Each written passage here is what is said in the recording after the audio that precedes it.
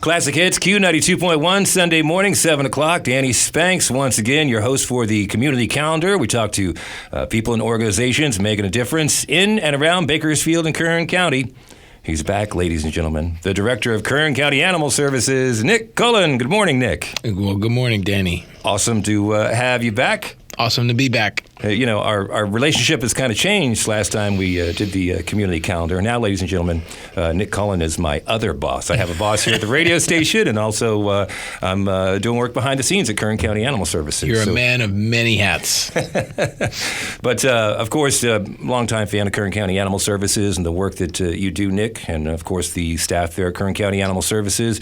But you have something special happening today. You have a special guest stopping by the shelter. Can you tell us about it? We do. We have a very special guest, and that special guest that will be at the Kern County Animal Shelter today is Santa Claus. Whoa! Santa's stopping by. The one and only. That's correct. Santa is stopping by just to stick dog treats in their stockings. Have an agenda for today, Nick?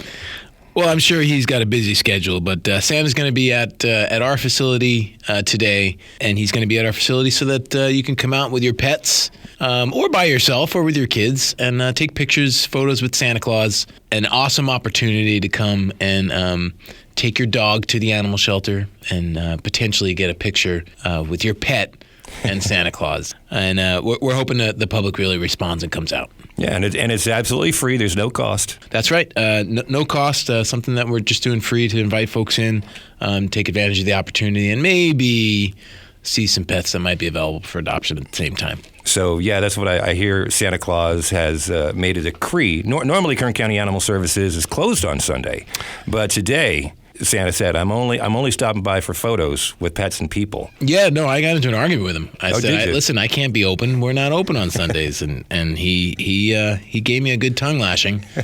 And he told me that his conditions had to be met and that we had to be open and offering pet adoptions while he was there. So from 11 a.m. till 3 p.m.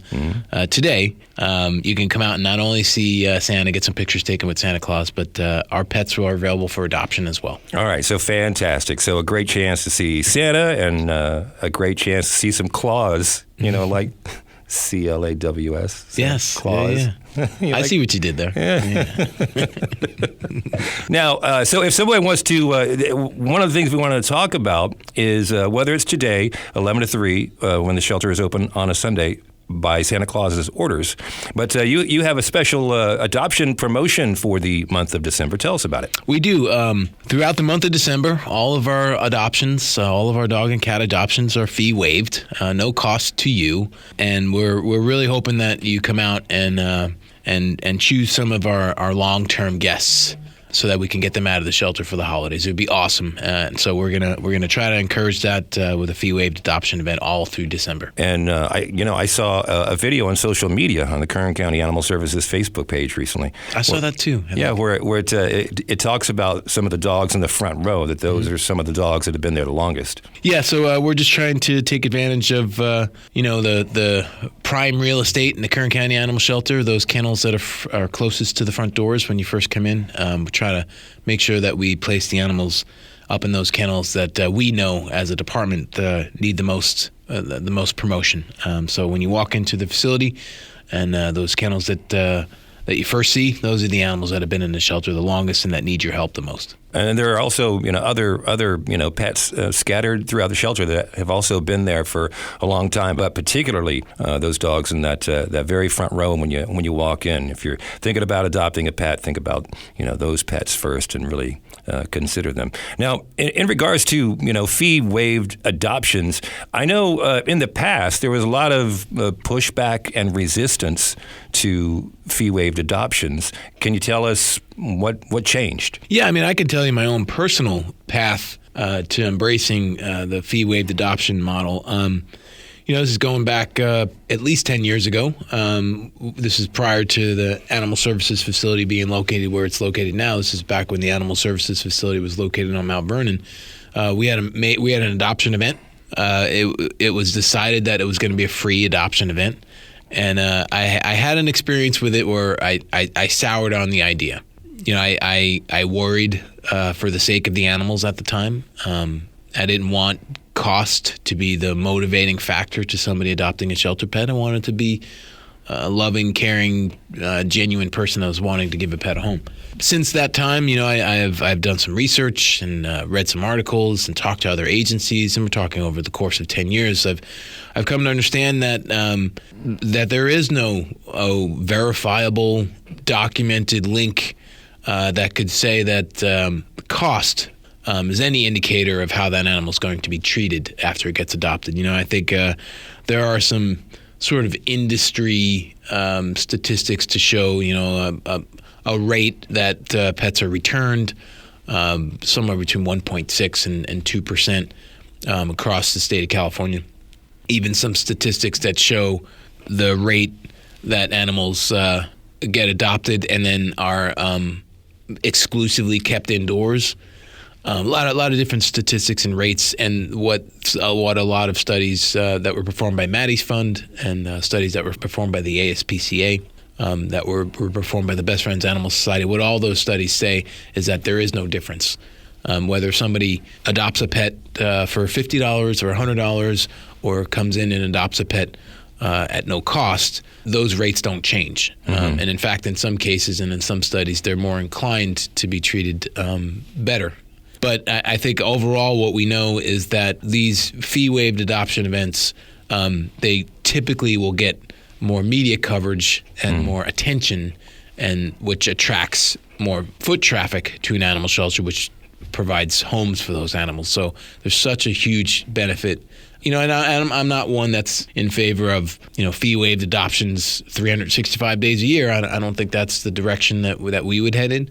But certainly when our shelters are packed and when we have so many beautiful, just highly adoptable pets that are needing your love, that's when we think it's going to be appropriate. All right. Well, fantastic. And it's great to hear that, it's not a matter of a decision that the shelter rushed into. That there was, you did research, and other organizations have done research and verified, there's obviously that concern of like, maybe the dog gets out of a shelter, but then, what kind of a situation does it wind up in? Is it in a worse situation? But, according to the research and the studies that others have done and you've looked at yourself, they're going to be hopefully in good hands. And that's great to hear. Yeah. And we've, I could sit here and talk about these other studies that were done in other cities and in other times, but we have looked into the statistics ourselves too, and we've compared the rate of return for no cost adoptions as opposed to when we're charging $85. And there's just no significant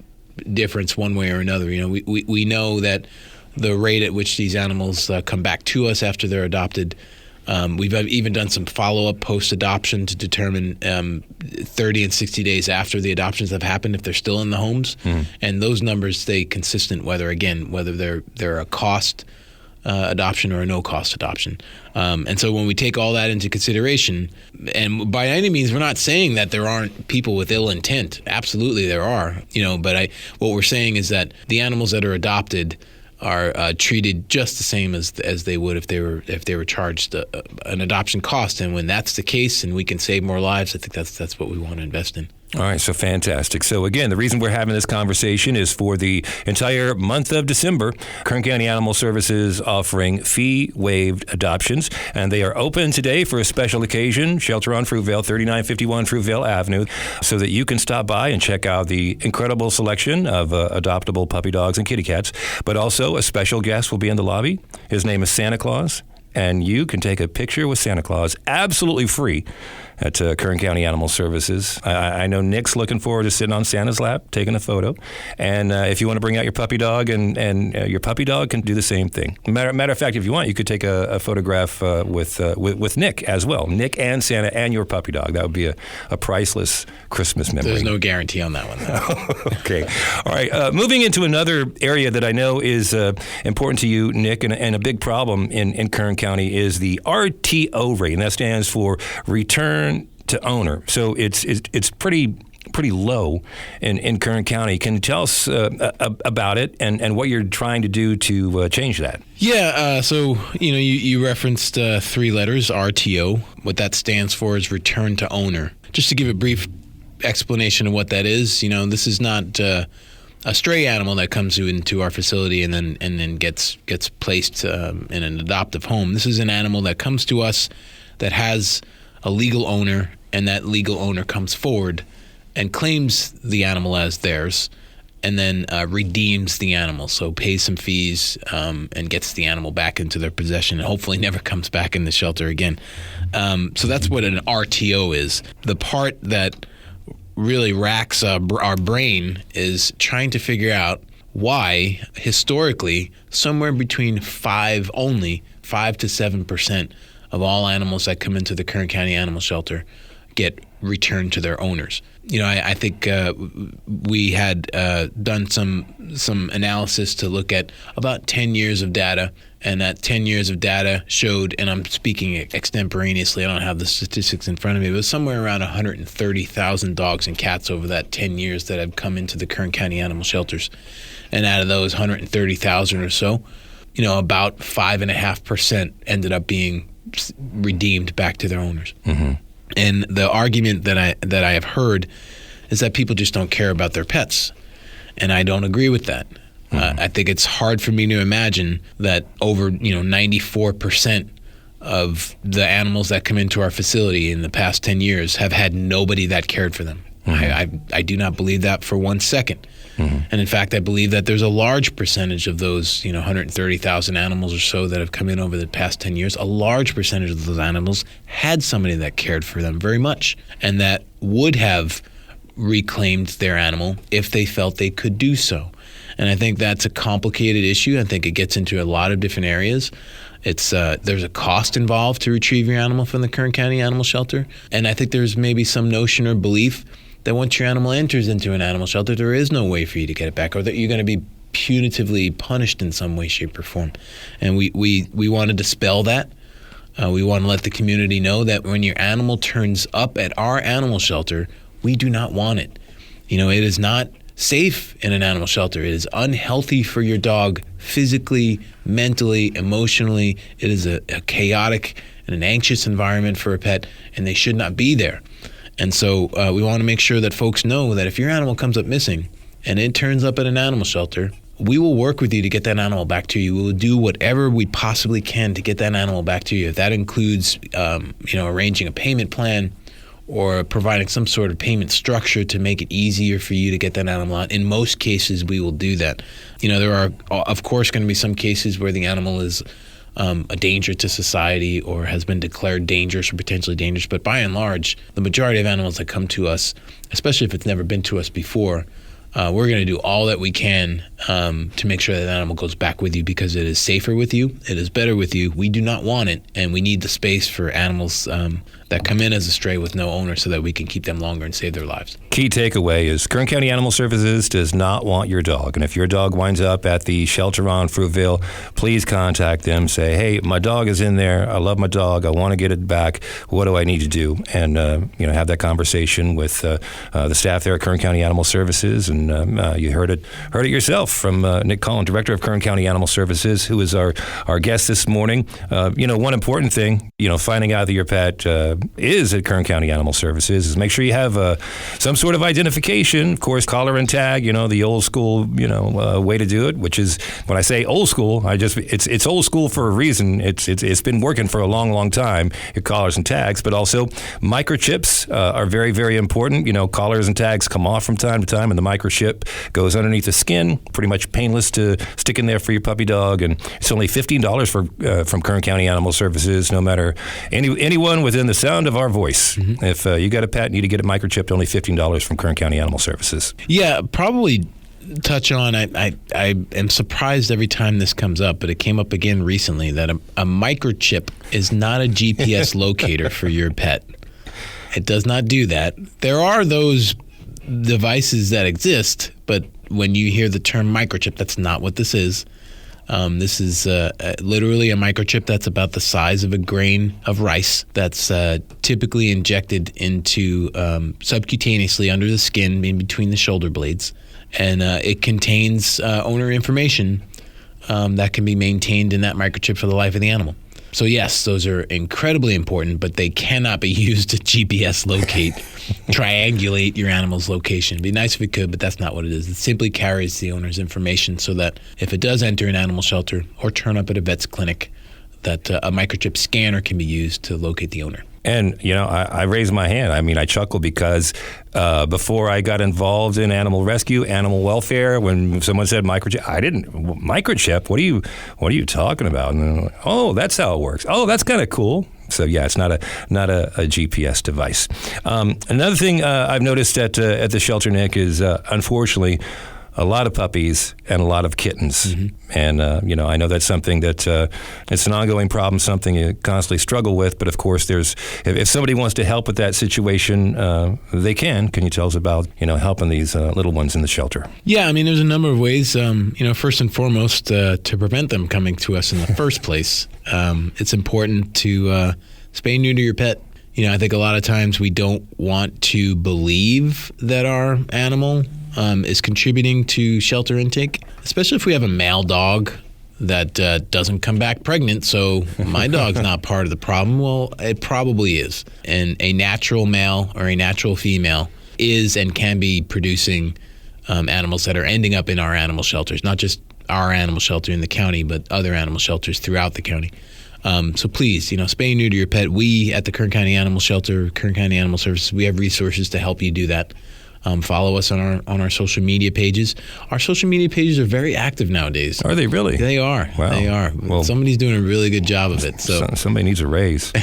So make sure that you're following Animal Services on all of those social media platforms. Would you happen to know which platforms those are, Danny? I've seen you guys on Facebook, of course, and on Instagram. I see you posting a lot on Twitter. You're even on TikTok and YouTube. Are we really on YouTube? You're on YouTube. I watch you on YouTube usually, and I've noticed your numbers are really, really going up. So you must be producing some quality content, some great videos. Really good information to have right there. I'm glad you had that little nugget in your head there. So yeah, follow us on social media, especially for spay and neuter resources. We pretty consistently will post our sign-ups and our spay and neuter events. I think we have 6 spay and neuter events scheduled for the month of December. We do know that the month of December so far, we've actually had a lot of vacancies in some of those appointments, and we think that's probably because of the holidays. So please, check us out on social media. There's an events page on our Facebook page that you can see any of our spay neuter events. A few of them still have space, so look at those events. Give us a call at the number on the spay neuter events page, and we'll get you scheduled for a spay neuter event. There is a copay that's involved. I think it's $20 for cats and smaller puppies, and $40 at most for the copay. So spay neuter will keep them out of the shelter. Right. But once they get into the shelter, yeah, we're always, unfortunately, in need of foster parents. Puppies come into our facility, sometimes without their mother. And if they're too young to survive on their own, our only option to save their lives is this community. Our single solitary option. I mean, we do have some nonprofits that are willing to take puppies at times, but even they need fosters to care for these pets. So when we get puppies and kittens that come to us 2, 3, 4 weeks old, we're going to reach out to the community and ask for your help to provide care for these animals until they're of age that they can survive on their own.